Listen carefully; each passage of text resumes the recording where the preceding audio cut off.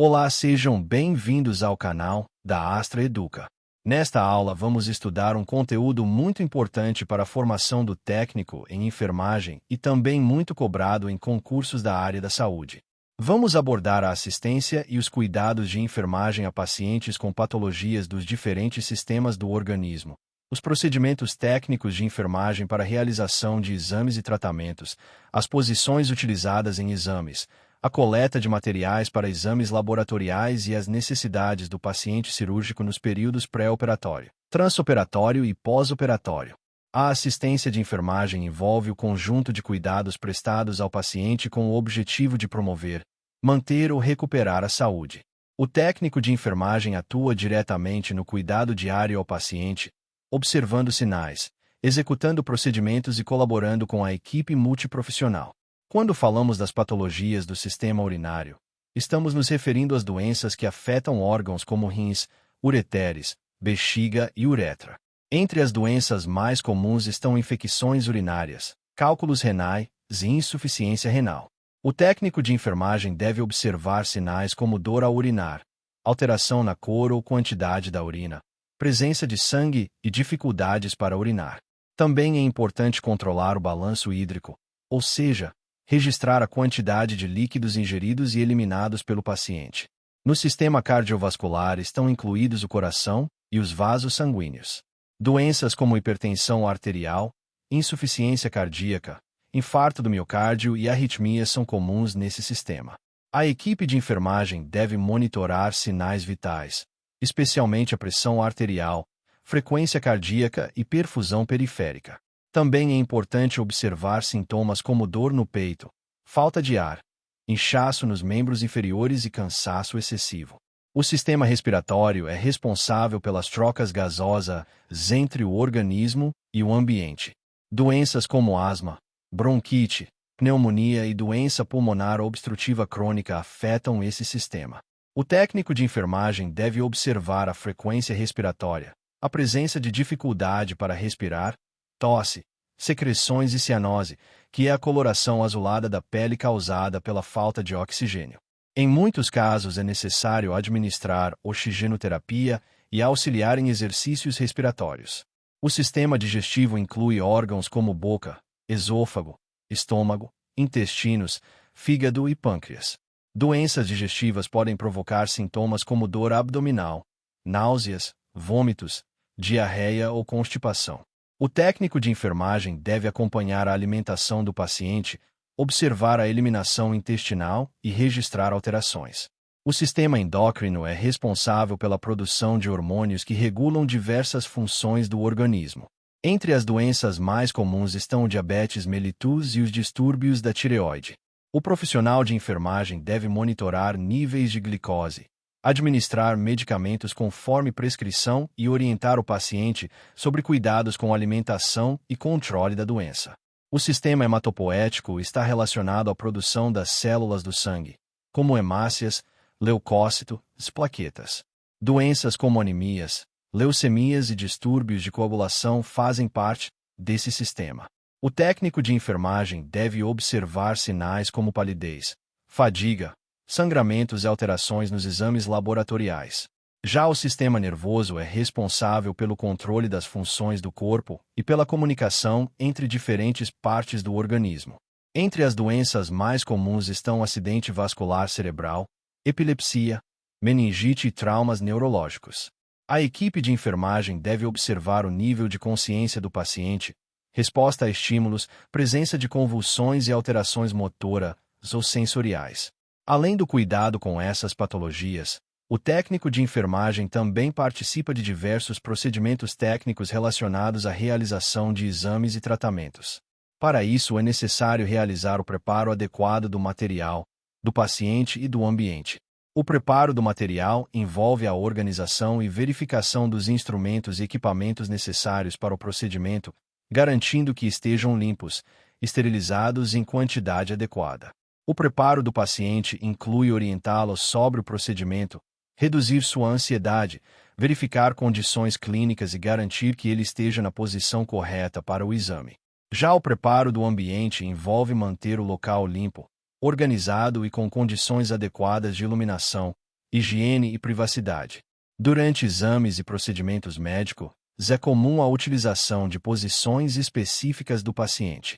Entre as posições mais utilizadas estão a posição dorsal ou decúbito dorsal, em que o paciente fica deitado de costas, a posição de Fowler, em que o paciente permanece semi-sentado, a posição lateral, em que o paciente fica deitado de lado, a posição genopeitoral, utilizada em alguns exames específicos, e a posição de litotomia, frequentemente usada em exames ginecológicos e procedimentos urológicos. Outro aspecto importante na assistência de enfermagem é a realização de exames laboratoriais. Para isso, é necessário realizar a coleta correta de materiais biológicos.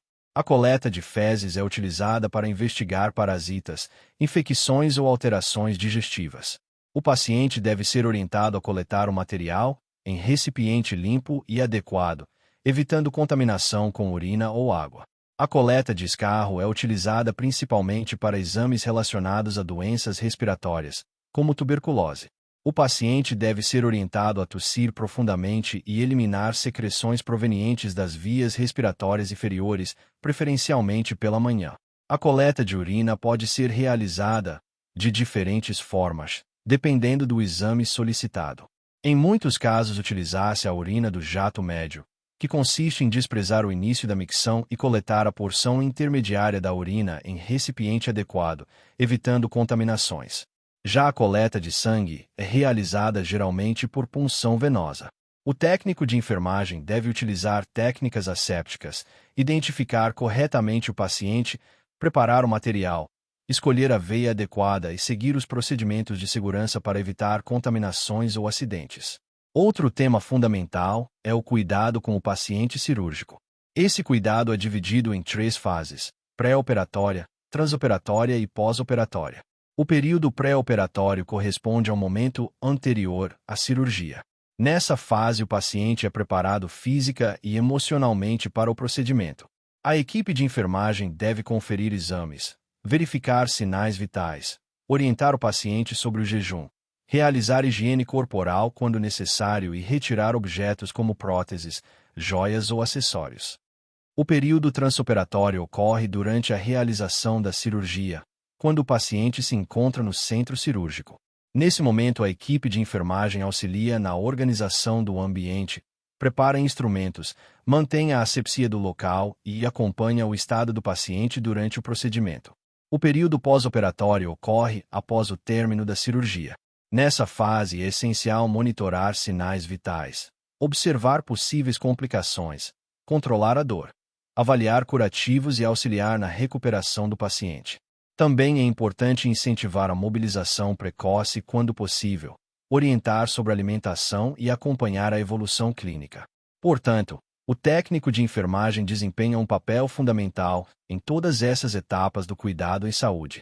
Seu trabalho exige conhecimento técnico, atenção aos detalhes, responsabilidade e compromisso com a segurança e o bem-estar do paciente. Agora vamos falar da Central de Material e Esterilização, a CME. A CME é um setor essencial para a segurança do paciente, porque é responsável por garantir que materiais e instrumentos utilizados na assistência, principalmente em procedimentos invasivos e cirúrgicos, estejam limpos, desinfetados ou esterilizados, conforme a necessidade. O objetivo é prevenir infecções relacionadas à assistência à saúde. Para entender o papel da enfermagem na CME, você precisa saber os conceitos básicos.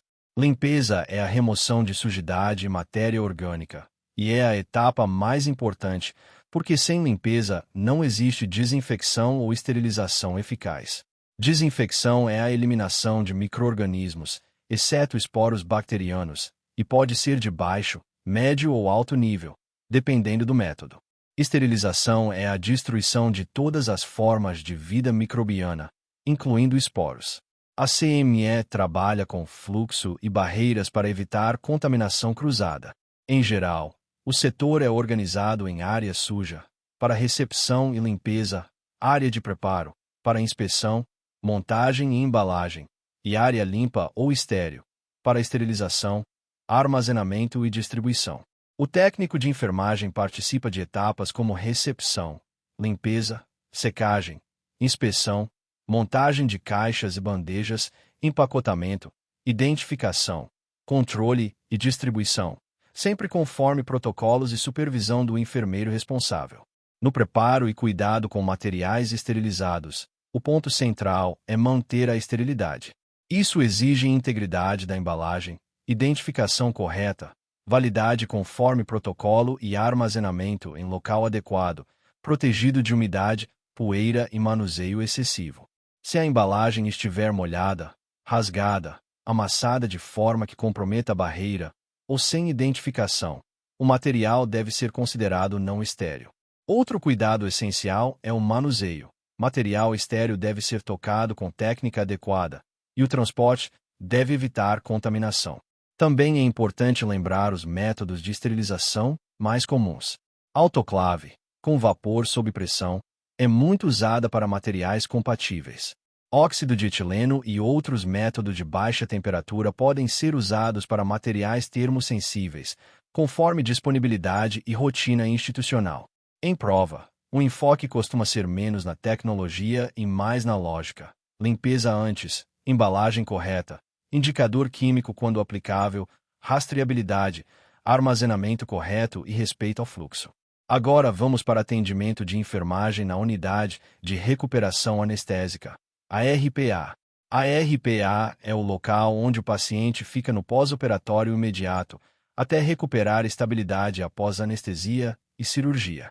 O técnico atua em monitorização e cuidados fundamentais, porque esse é um momento de risco para complicações. Os pontos mais cobrados são via aérea, respiração e circulação. Na RPA, a equipe monitora nível de consciência, permeabilidade de vias aéreas, padrão respiratório, saturação, pressão arterial, pulso, dor, sangramento, curativos, drenos, diurese quando indicada e temperatura. Complicações comuns incluem depressão respiratória, náuseas e vômitos, hipotensão, hipertensão, dor intensa, sangramento e hipotermia. A atuação do técnico envolve manter cabeceira e posicionamento adequados, administrar medicações prescritas, checar dispositivos e comunicar alterações rapidamente ao enfermeiro e ao médico. Na unidade de terapia intensiva, a UTI, o cuidado é voltado a pacientes graves, com risco de instabilidade hemodinâmica e respiratória.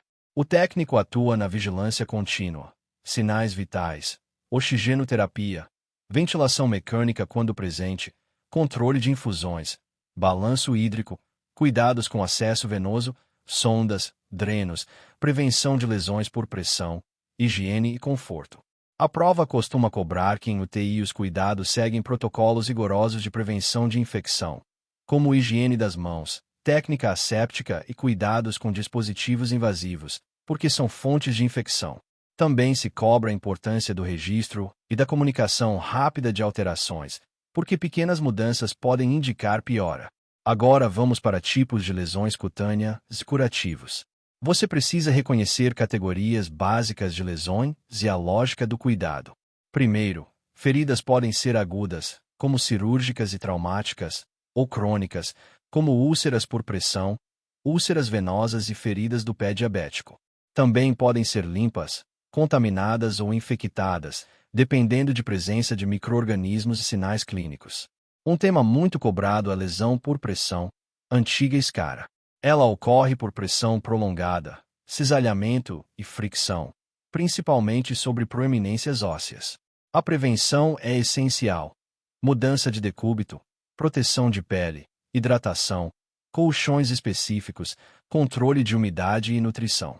Quando já existe lesão, a conduta depende do estágio, da presença de necrose, do exsudato e do risco de infecção, sempre conforme protocolo e prescrição de enfermagem.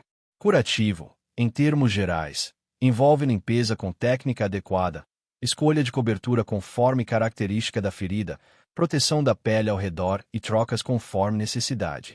O técnico precisa observar sinais de infecção, como aumento de dor, calor, vermelhidão, edema, secreção purulenta e odor, além de febre e piora sistêmica. E precisa registrar aspecto da ferida e do exsudato. Agora, assistência em emergências, que a ESA pode cobrar em forma de situações.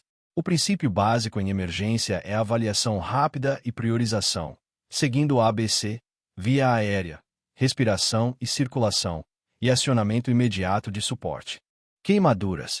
A primeira conduta é interromper o agente causador e resfriar a área com água corrente fria em queimaduras térmicas, sem usar gelo, diretamente. Remover acessórios que possam comprimir com edema, como anéis. Cobrir com gaze ou pano limpo. Manter o paciente aquecido para evitar hipotermia. Avaliar extensão e profundidade e observar sinais de choque. Em queimaduras químicas, o foco é irrigação abundante e retirada do agente, conforme segurança. Em queimaduras elétricas, atenção a risco de arritmia e lesões internas. Intoxicações. O cuidado inicial é identificar agente, via de exposição e tempo, manter vias aéreas e suporte básico, e acionar serviço de toxicologia quando disponível. Não se induz vômito de forma indiscriminada. Em substâncias corrosivas, induzir vômito pode piorar lesão. O técnico deve manter monitorização, oxigênio se necessário, acesso venoso quando indicado e encaminhamento rápido. Desidratação. A desidratação pode ocorrer por diarreia, vômitos, febre, baixa ingestão ou outras causas.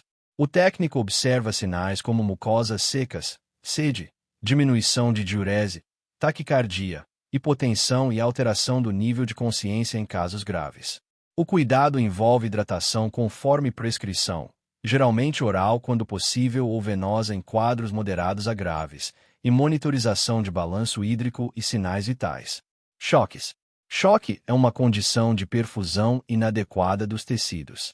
Pode ser hipovolêmico, como em hemorragia, cardiogênico, séptico, anafilático, entre outros. Em geral, sinais incluem pele fria e pegajosa em alguns tipos, taquicardia, hipotensão, confusão, extremidades frias, ou, no choque séptico inicial, pele mais quente.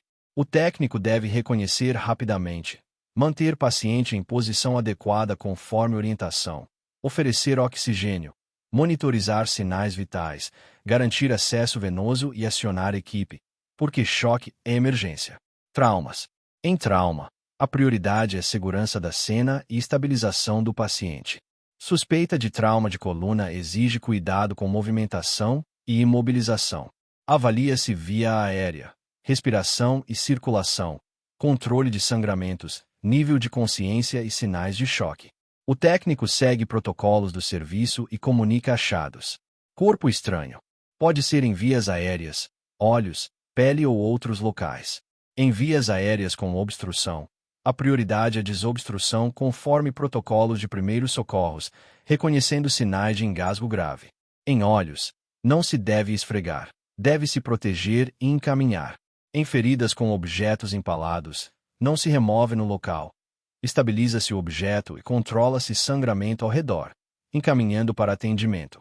Hemorragia. Controle de hemorragia é vital. O método inicial é compressão direta com curativo compressivo.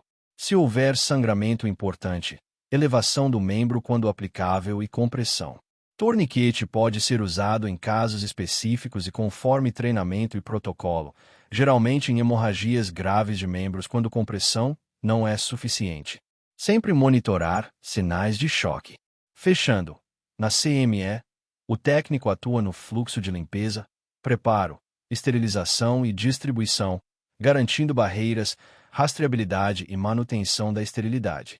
Na RPA e UTI, o foco é monitorização e prevenção de complicações, com atenção a vias aéreas, circulação, dor, sangramentos, dispositivos e prevenção de infecções e lesões. Em lesões cutâneas e curativos, é essencial reconhecer tipos de ferida, prevenir lesão por pressão e escolher cuidados conforme aspecto da ferida, registrando e comunicando. E em emergências, o técnico atua com prioridade em ABC, controle de hemorragia, suporte inicial e acionamento rápido da equipe, seguindo protocolos para queimaduras, intoxicações, desidratação, choque, trauma e corpo estranho. Agora vamos abordar os acidentes com animais peçonhentos, a infecção hospitalar e a participação da equipe de enfermagem na sua prevenção. as convulsões, a reanimação cardiopulmonar e a assistência de enfermagem na profilaxia e tratamento das principais doenças infecciosas, parasitárias e sexualmente transmissíveis. Primeiramente, vamos falar sobre os acidentes com animais peçonhentos. Esses acidentes representam um problema de saúde pública em diversas regiões do Brasil. Entre os principais animais envolvidos nesses acidentes estão as serpentes, também chamadas de ofídeos, os escorpiões, as aranhas, as lagartas do gênero Lonomia e outros animais venenosos. Os acidentes ofídicos são provocados por picadas de serpentes peçonhentas.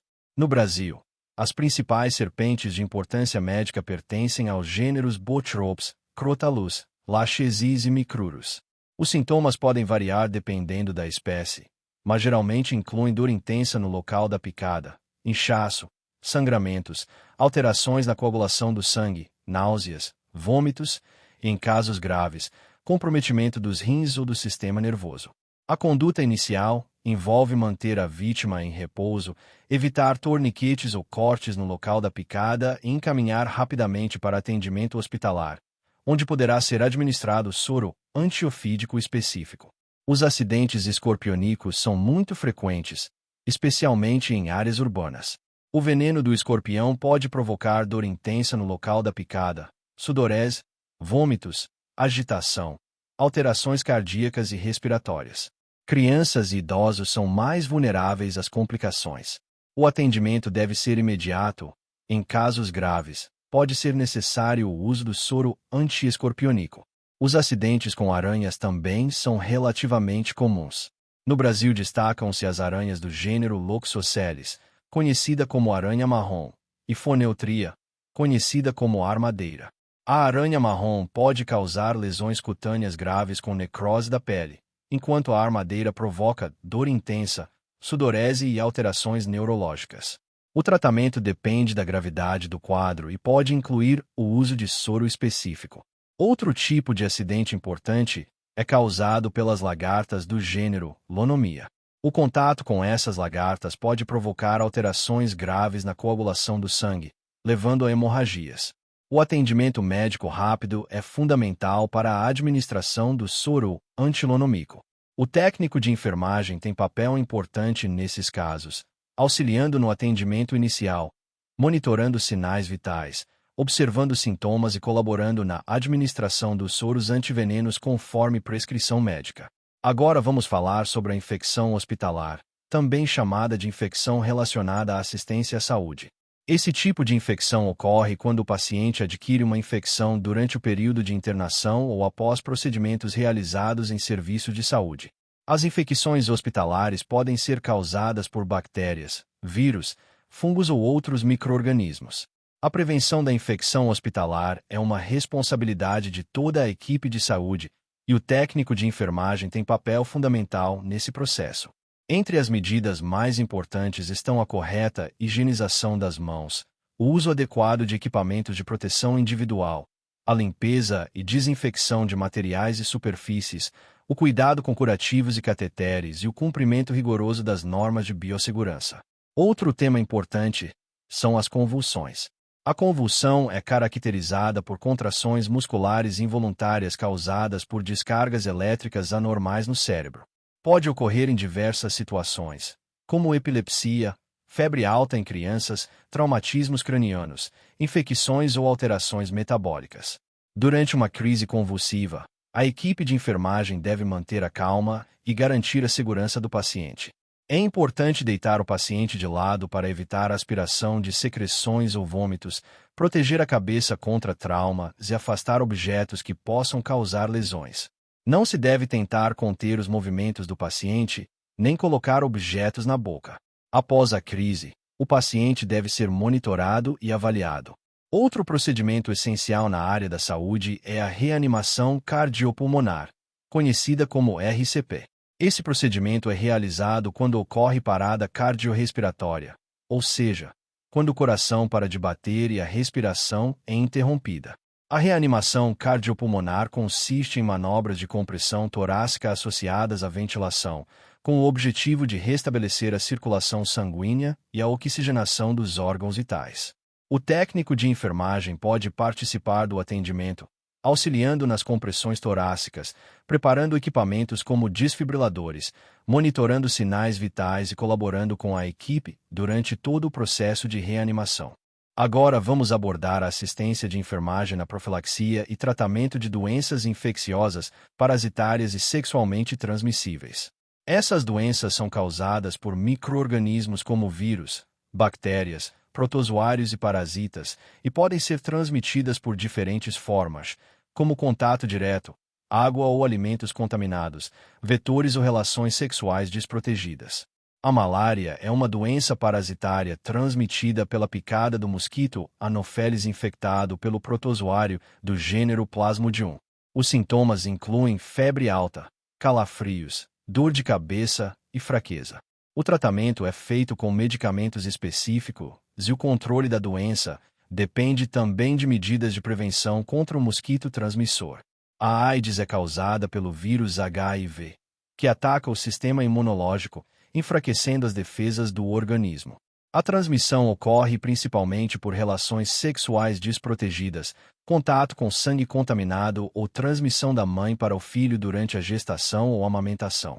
O tratamento é realizado com medicamentos antirretrovirais, que ajudam a controlar a multiplicação do vírus. A hanseníase é uma doença infecciosa causada pela bactéria Mycobacterium leprae.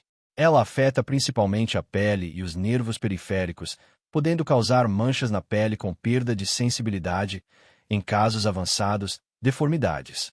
O tratamento é realizado com antibióticos específicos e é fornecido gratuitamente pelo sistema de saúde.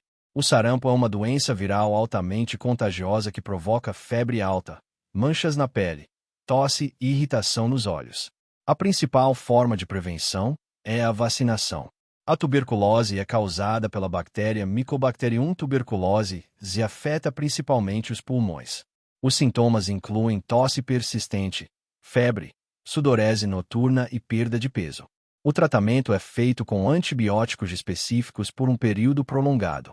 As hepatites virais são doenças que afetam o fígado e podem ser causadas por diferentes tipos de vírus, como hepatite A, B e C. A transmissão varia conforme o tipo, podendo ocorrer por água ou alimentos contaminados, contato com sangue infectado ou relações sexuais desprotegidas. A meningite é uma inflamação das membranas que envolvem o cérebro e a medula espinhal. Pode ser causada por vírus, bactérias ou outros micro-organismos. Os sintomas incluem febre alta, dor de cabeça intensa, rigidez na nuca e alterações do estado mental. Também devemos considerar as doenças parasitárias, que são causadas por protozoários ou vermes. Entre elas estão a amebíase, a giardíase e as verminoses intestinais, que geralmente estão associadas a condições inadequadas de saneamento e higiene. Por fim, temos as infecções entéricas, que afetam o sistema digestivo e geralmente são transmitidas por água ou alimentos contaminados. Essas infecções podem provocar diarreia, vômitos, dor abdominal e desidratação. A prevenção envolve medidas de higiene, saneamento básico, consumo de água tratada e manipulação adequada de alimentos. A equipe de enfermagem desempenha papel fundamental na prevenção, no controle e no tratamento dessas doenças, atuando na orientação dos pacientes, na administração de medicamentos, no acompanhamento clínico e na promoção de medidas de saúde pública. Vamos começar diferenciando as duas vias. Nutrição enteral, ou NE, é quando a alimentação é administrada pelo trato gastrointestinal, geralmente por sonda, como sonda nasogástrica, nasoenteral, gastrostomia ou jejunostomia. Nutrição parenteral, ou NP, é quando os nutrientes são administrados diretamente na corrente sanguínea, por acesso venoso, sem passar pelo intestino.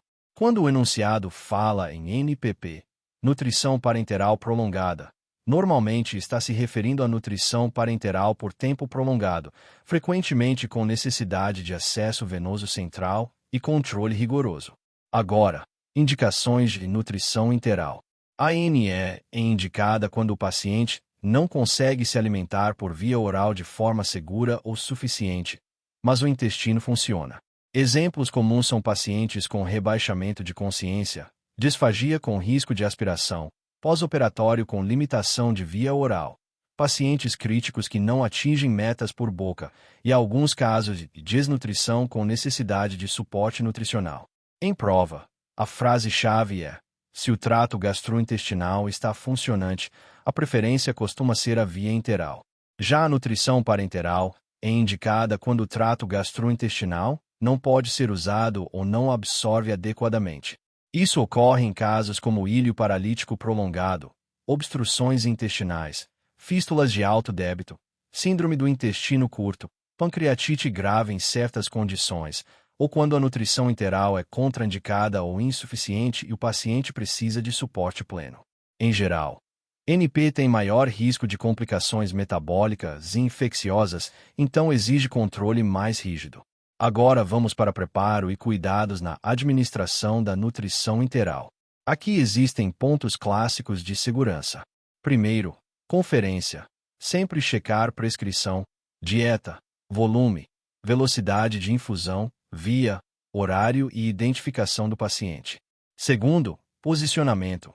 Antes e durante a infusão, manter a cabeceira elevada, geralmente em torno de 30 a 45 graus, para reduzir risco de broncoaspiração, e manter por um tempo após a administração conforme protocolo do serviço.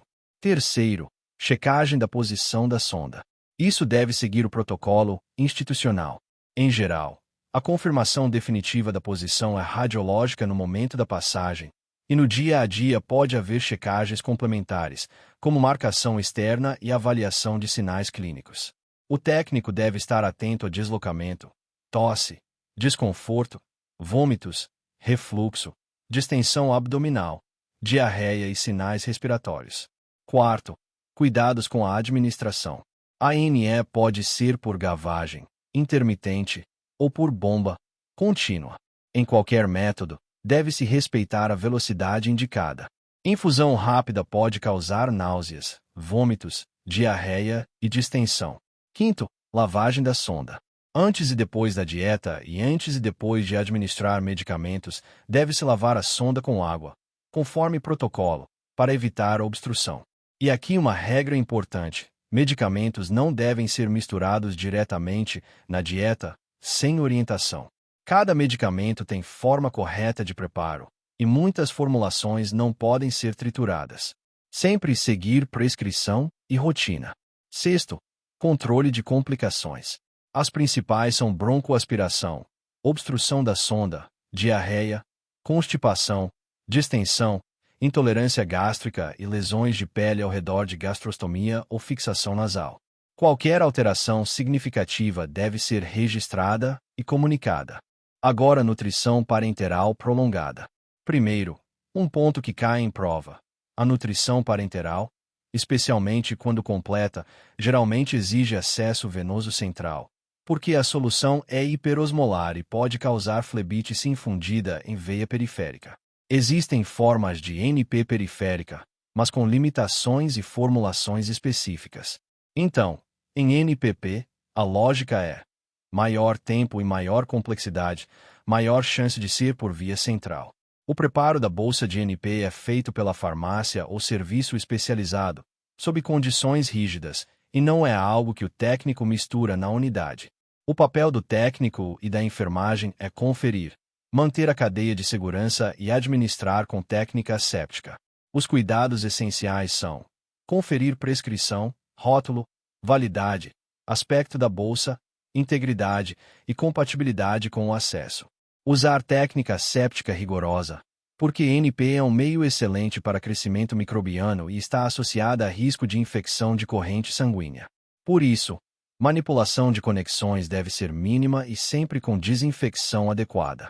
A NP deve ser infundida com bomba de infusão, para controlar com precisão o volume e a velocidade. Nunca se deve alterar gotejamento no olho em NP, porque pode causar complicações como hiperglicemia e sobrecarga de volume. Outra regra: evitar desconexões. Troca de equipo e prazo seguem protocolo institucional, mas sempre com foco em reduzir contaminação. Monitorização é ponto de prova. Em NP, é comum monitorar glicemia capilar, porque há alta carga de glicose. Também se monitoram sinais vitais, balanço hídrico, eletrólitos e sinais de infecção do catéter.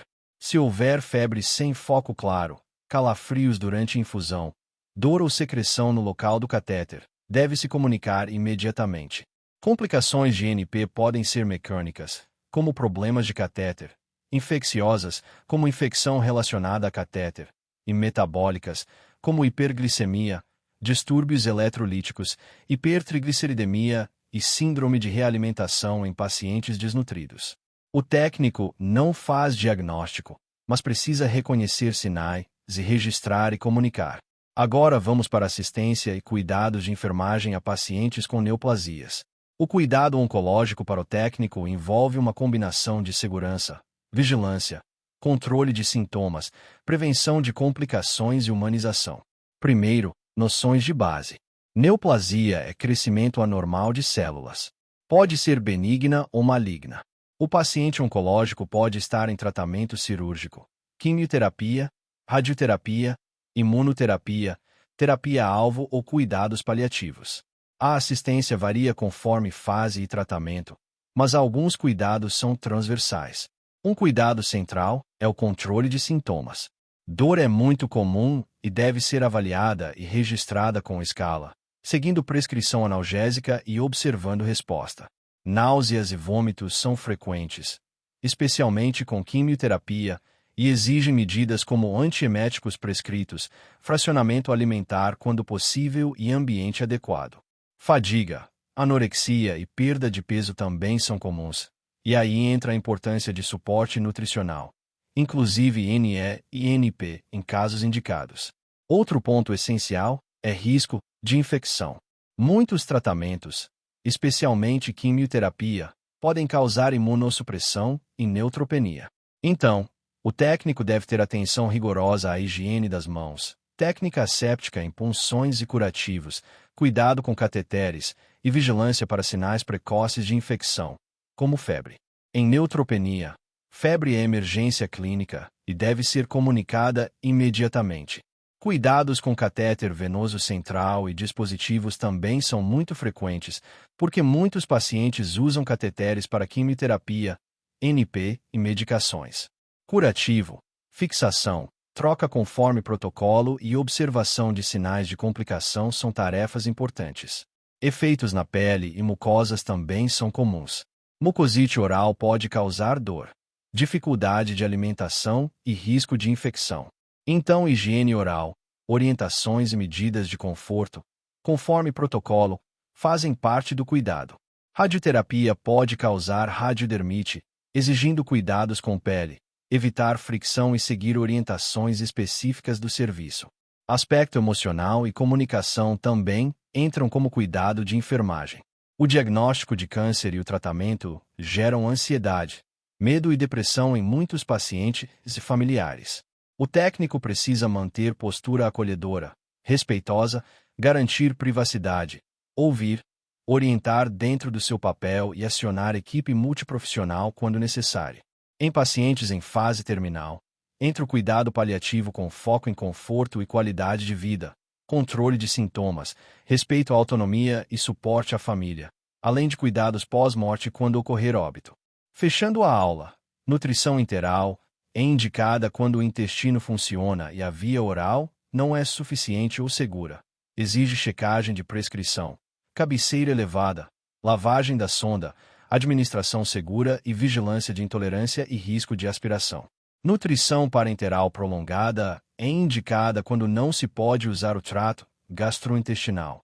Geralmente exige acesso venoso central, bomba de infusão, técnica asséptica rigorosa, mínima manipulação e monitorização de glicemia e sinais de infecção e complicações metabólicas.